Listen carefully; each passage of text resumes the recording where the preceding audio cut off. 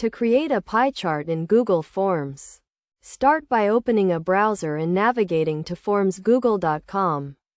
Log into your Google account and open any form.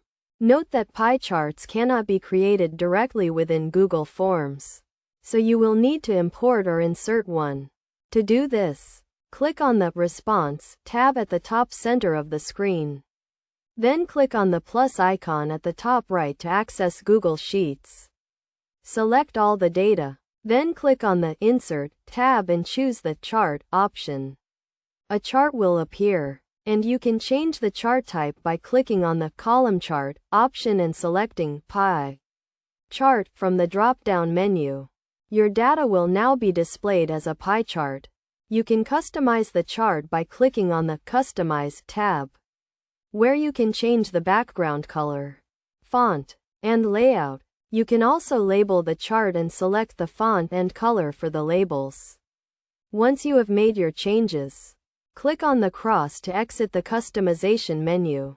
To download the pie chart, click on the three dots at the top right of the chart and select Download Chart as a PNG image. Next, return to your Google form and click on the Questions tab.